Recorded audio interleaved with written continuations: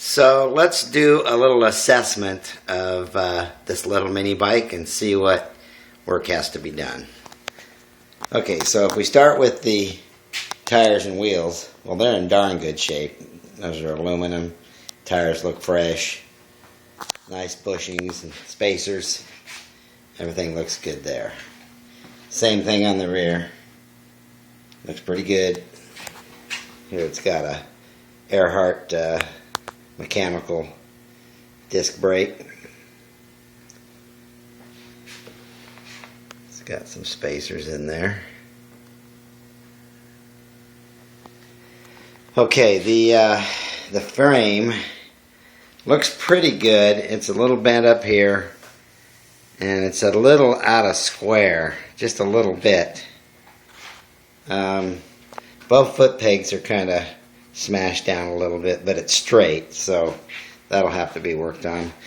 The most glaring problem is the fact that if that frame is sitting flat on that block, it's sitting a little sideways. It's almost level, but this welded piece here, this tube, is cockeyed to these two pieces.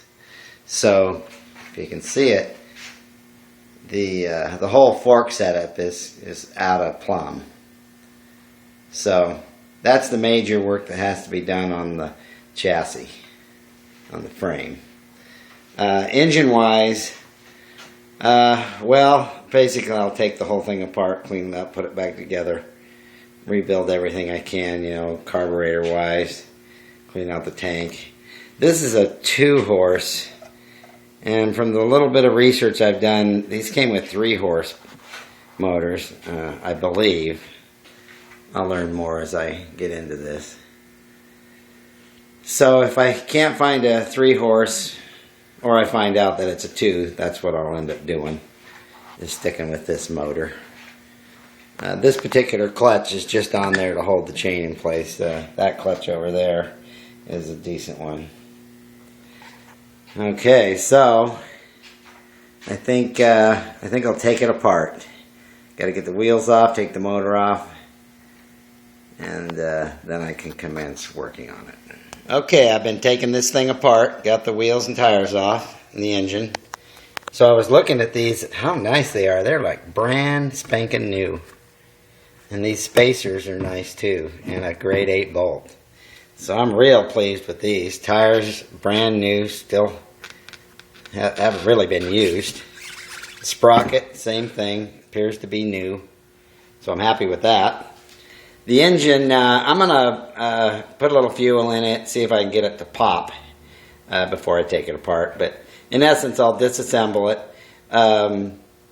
I believe the engine has been gone through internally, but I won't know till I get in there. We'll see if it looks nice and clean. So I'm looking forward to taking that apart, getting it all painted and put back together. Now on the frame here, the forks were bent. When I got them off and really got to eyeballing them up, they were pretty tweaked. So I focused on getting them straight in the same plane. The handlebars are the same distance apart, and the drop on each side is the same. And then they both angle forward at the same angle. So it took me about a half hour of bending and tweaking and pushing and pulling, but I got the forks nice and true. Now the frame, that's a different story.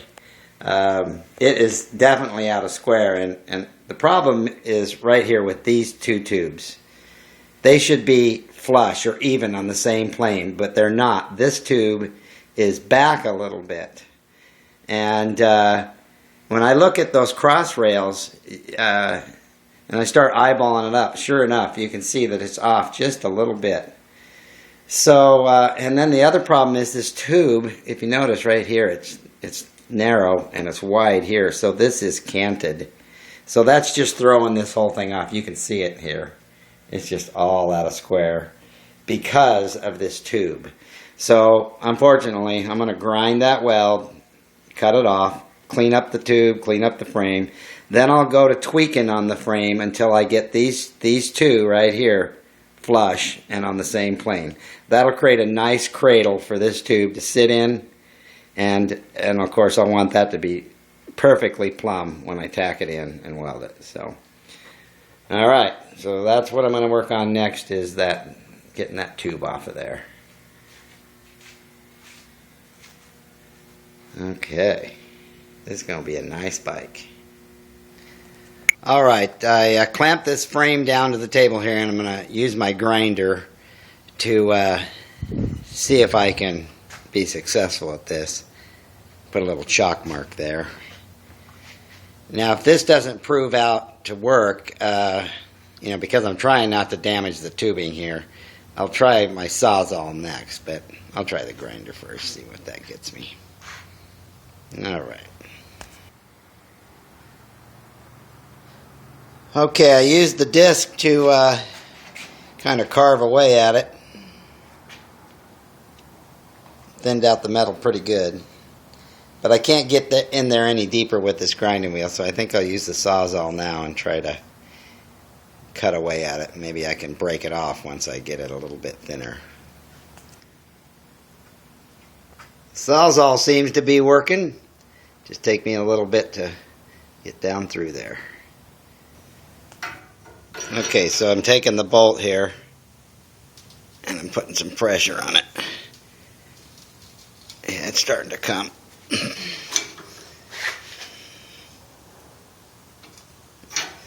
Okay, I'm going to set the camera down and finish this. Okay, I was successful getting the tube off. I need to clean it up. It's kind of warm. Looked like it was a decent weld. But I don't know if you can see it, but the problem is right here. See, this tube is further ahead than this tube. And it's put the frame out of square. Okay, I'm going to clean these tubes up and see what I have. Alright, so far so good. I got the tube all cleaned up. So that's nice and fresh. And then I cleaned the weld off here. Needs just a little bit more work there, but this is pretty rough. I'm going to work that down a lot smoother. Okay. When I get this whole thing straightened out, I'm going to put it in the bead blaster over there and get all the rust off of it. So here you can see real well how this tube is ahead of this tube. This frame must have taken a hit at some point. Either pushed this back, or I don't know exactly how it happened. But if you sight down this line here to that crossbar over there, you can see, I don't know if you can see it if I hold it straight. See, it's out of square. Let's see if I can get this.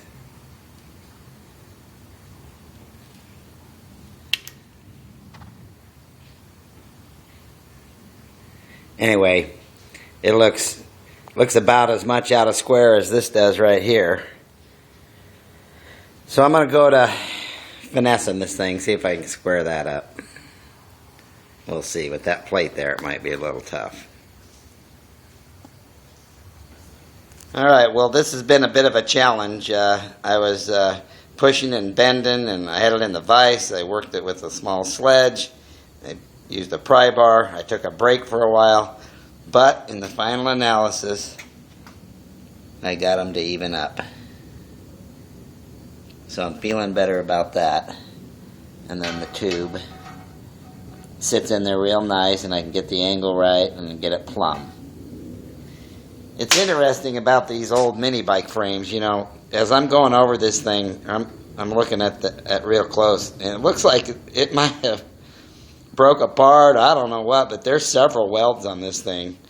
I think I know. I think I can tell where the factory weld is, but there's 1 or 2 or 3 other spots where I can tell it's been welded on. So anyway, I'm happy with it now. I've got it straight. Now I'll clean up the joints where I'm going to weld, get them nice and smooth, and then figure out how I'm going to hold that tube just right. So before I took this thing apart, I made this little plate here with this little angle that determined the height of that tube and the angle that it set on the frame, because I thought that looked alright. So I have a couple little reference lines here, so I clamped that on. So now, if I put the tube here and rest it at that angle, right there is the correct height and angle. So I'll just have to make sure I get it plumb. Yep. I think I can get that back on there where it belongs. Alright. This is shaping up. At this point I'm doing a little dry fitting here just to see. So I have it at the angle and the height. I have a little clamp there. And I've looked at it from every direction. Eyeballed this thing up pretty good. And I think it's plumb. Maybe I'll mess with it a little bit longer. Okay. Little by little I'm getting quite a collection of tools pulled out here. But I am making progress. So I've got these smoothed out pretty good. So I gave this frame degreasing, gave it a bath, and now it's ready for the bead blaster. Let's see what that gives me. And it's funny, looking at this frame, these are, looks like little rust pits, probably from being under the seat, moisture. This little frame tells a story. Also, it used to be red and black, so I don't know what color it started life as, probably red. Alright, on to the bead blaster. Alright, so I ran this frame and the forks through the bead blaster. I squeezed them into the cabinet. It was a little snug in there and I had a little trouble getting to every single surface. But in general, it turned out pretty good. It's clean. The forks, not bad. I couldn't get everywhere because I just couldn't reach. They were tight in there.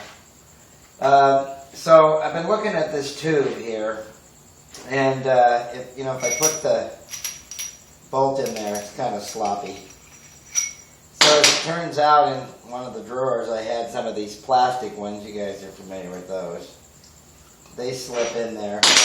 This appears to be probably medium wall. I don't know for sure.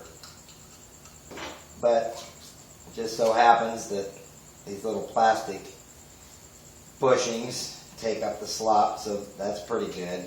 And then the spring had quite a bit of dirt and paint on it, so I wire brushed that, and that looks fresh. But those of you who've been around a while, you know that these little plastic bushings, they're basically worthless. They don't hold up worth a darn. But these would hold up much better, and these little flange bushings, 5/8 ID, 3/4 OD, they fit in here just perfect, no slop. Shoot, I bet there isn't 1 or 2 thousandths there, so that's good. So I went hunting some tubing. This is 1-inch tubing, which fits the diameter of the flange, and then I have to deburr it, but this will fit in there. So I think they call this, I don't know what they call this, 14 gauge or something, 1 inch. But that piece right there cost me $5. And so I'm going to use my leg to cut this and face it. So I'm going to make up a little tube and see how it works. See if it looks like it would be okay. And not deviate too much from the original, but be a vast improvement. Alright, let's go over it. Okay, I'm going to cut a piece of this tubing. I'm going to face it off first, and then these little bushings fit inside of here. So I'm going to chamfer the inside edge a little bit, and then we'll cut it off. and face it to length. So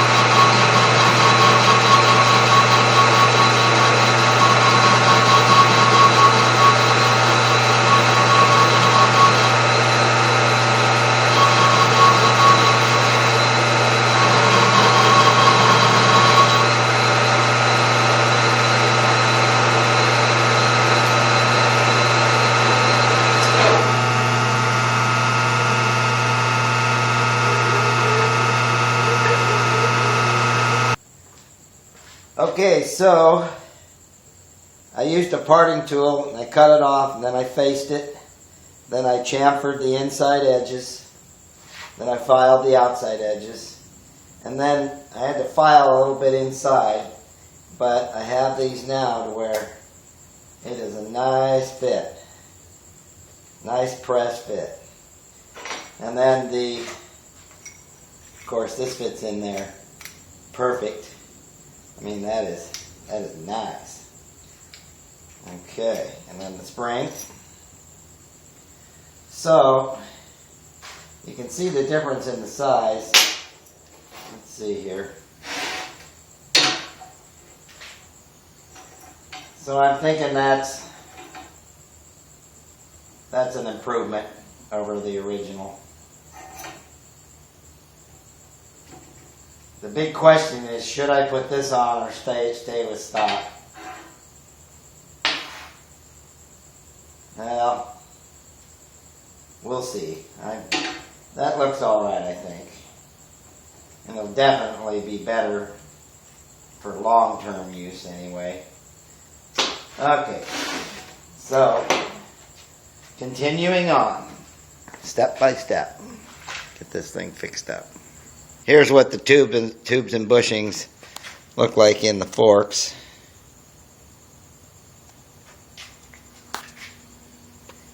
And here I have it just mocked up, resting in place, what it might look like when it's done.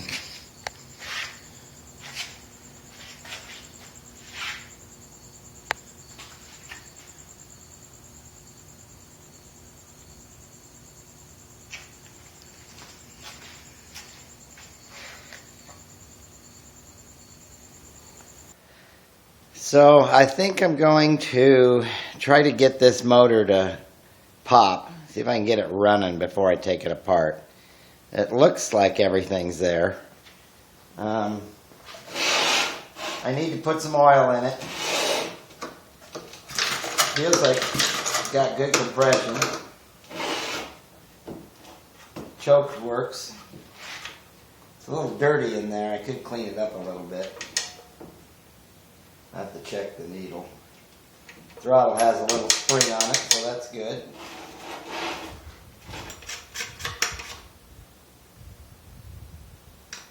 It smells good inside the tank. It's not rotten. It evidently has been drained, so that's good. The tank looks nice and clean. And I know it has spark because I was messing with it and shocked myself. Doesn't have a muffler yet. So let's see if I can get her to run. I'll have to clamp it down. See what I can get going here. Okay, I got to put some oil in it.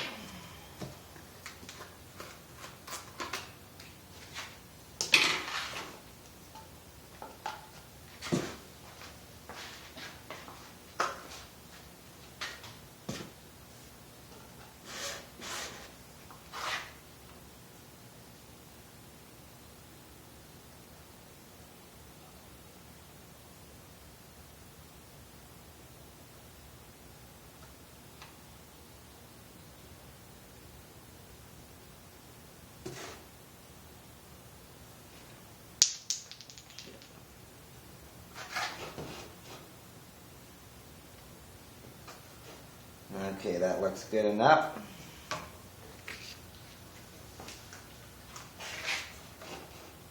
Yeah, it's right there.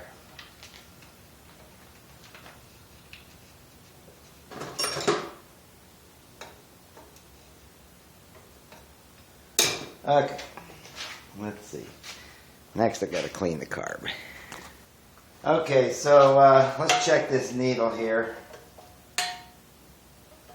Half, 1, half,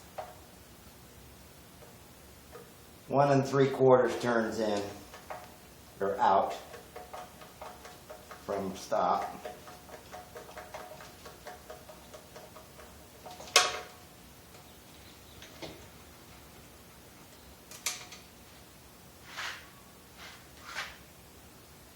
Man, that looks nice. Nice and clean. Alright, no point in messing with that.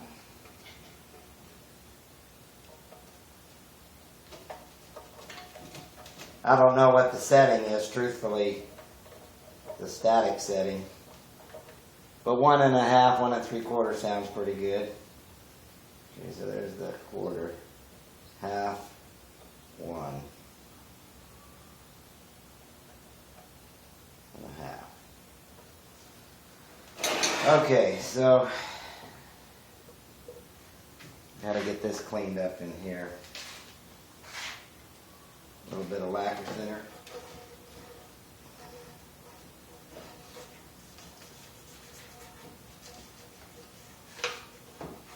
I got some carb cleaner I'm gonna shoot here in a minute, but this is just basic dust and grease.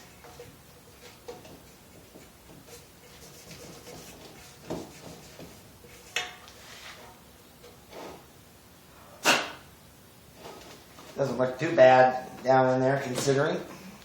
All right, let me get some carb cleaner here. Okay.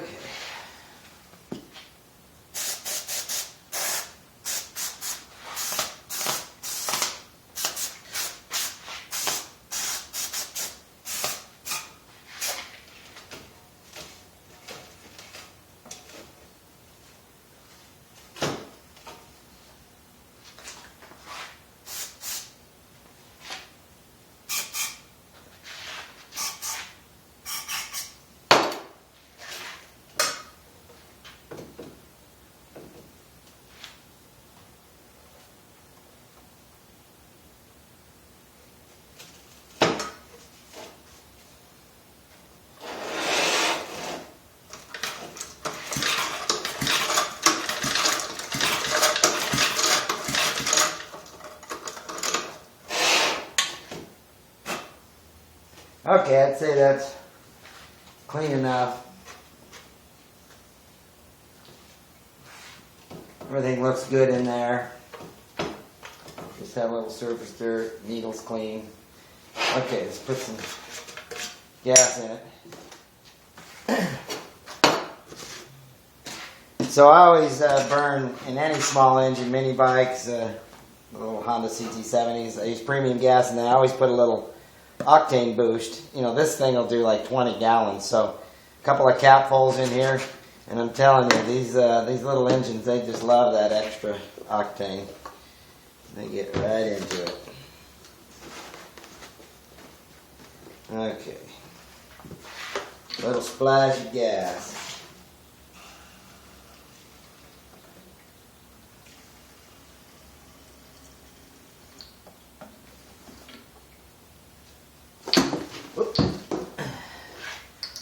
Should be enough. Okay.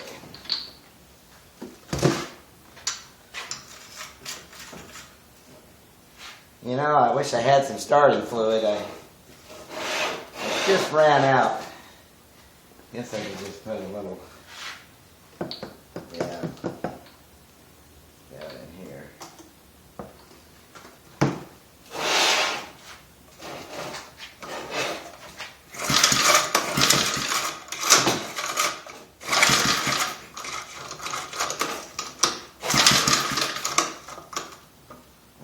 Choke. Alright, well, I'll clamp it down here. So I went online and I found a PDF. This particular engine is 60,102, and of course this is model series 60,100 and beyond. So in here is spark plug gap, point gap, carburetor settings, things like that. So I'm going to look things up here and see what it's all about. There's some variables here. You know, I have no clue if the points and condenser are in good shape or if they're even in there. I'll have to check the spark plug gap, make sure this is set right. I need to get I got an air filter, but I don't have the element. So I got to rig something there. Anyway, this is invaluable.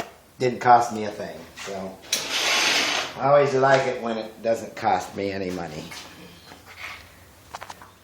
So I popped out the plug and it's pretty carboned up, somewhat oil fouled. You know, another big variable in this engine is having the valves set right. You know, I've seen it on small engines, it's like maybe 0.002 on the intake and exhaust, so it's so close that you got to get that right on or they don't perform very well. So if I can't get it to fire, I'll check the valves. I'll probably end up taking the flywheel off. You know, it's going to come to that. So here's the air filter, air cleaner element, or container, canister. It didn't come with a screw. I've subsequently figured it out that this is the screw. Looks like maybe a 1024. But it's not long enough. Not even close. So I got to go to the hardware store, find a screw, and maybe I'll get lucky and find an element that I can maybe modify. I know they sell some down at Ace Hardware. And then while I'm out, I think I'll get a spark plug. All right. To the store. Okay, so I'm back from the store. I was able to find exactly the plug, CJ8. So that's good. And I looked it up in the book here. The plug is 25 thousandths. Points are 20, but I'm not messing with those. So, one thing about these ubiquitous Briggs and Stratton motors, you know, you can get a lot of things down at Ace Hardware or Napa. These things are just everywhere. So, 25 thousandths, let's see. Boy, that's pretty good.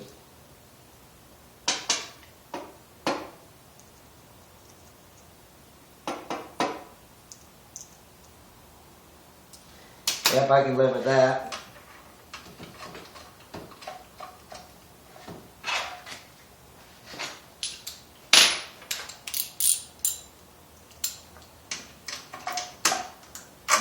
Not that one.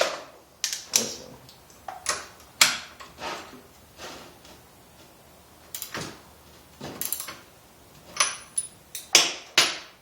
So I checked it for spark. It's got great spark. Doing fine. For about $4, I picked up a muffler. It's not the right one, but it's better than having nothing there. That'll work out temporarily. I found an air filter. It's not perfect, but it's close enough for this testing. Got me a new. It was a 1032 screw. So I'm just going to put this on. I guess it goes like that, but I'm going to put it like this so it's not right over the muffler for now. Shoot, I could have got this. Another ½ inch longer, but it'll do. It's just I got to get it in there just right.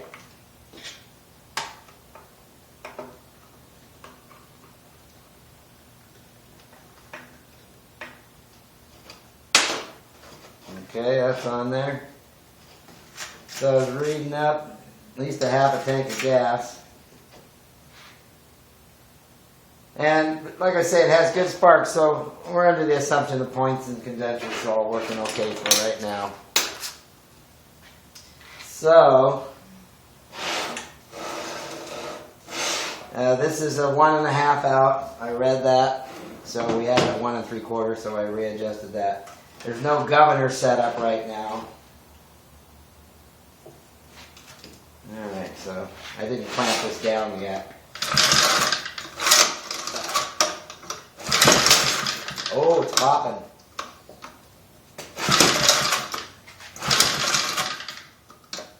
Alright, well I got a pop out of it, so I'm going to clamp it down. Okay. Oh, I smell exhaust. Alright. Alright, I do believe this thing is ready to run. Let's see if she'll... I had her popping a couple times.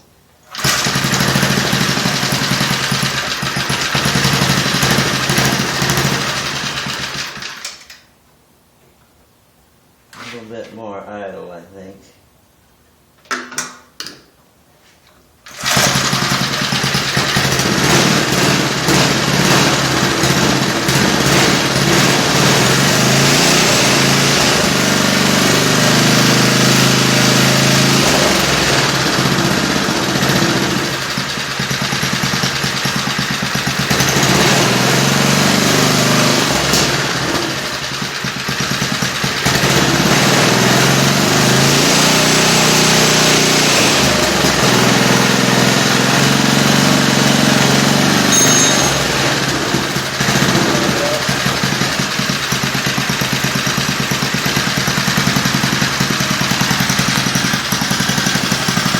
Well, it's a powerhouse of a motor, all at 2 horses, but seems to be running okay. Backfiring a little bit. Imagine it could use a new key in the keyway. Timing could be a little off. Alright. At least I know it's a good motor.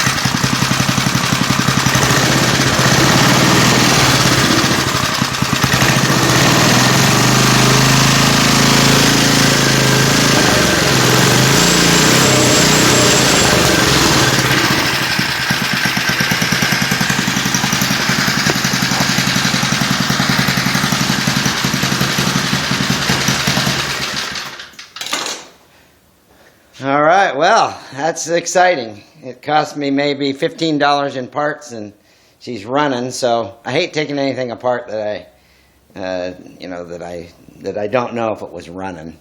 So okay, I'd say that experiment is over with. I can move on to how this thing looks, and I'm still going to take off the flywheel and check the points though at some point.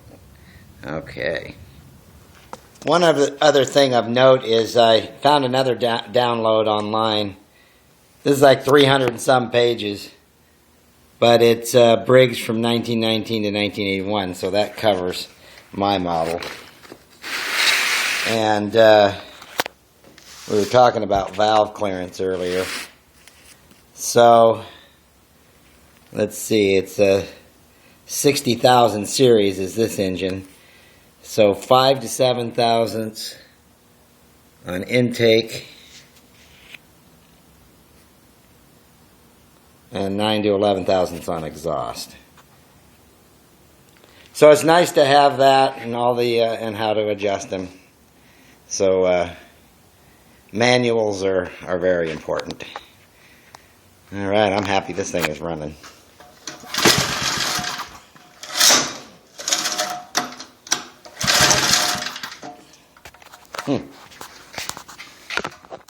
Just like to hear it run, you know?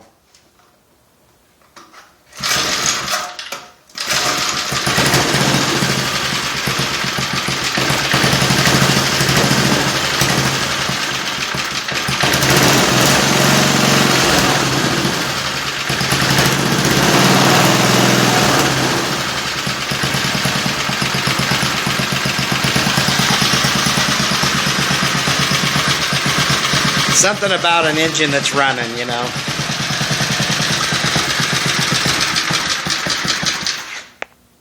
Well, I'm sure it needs a little more tune-up work. Okay.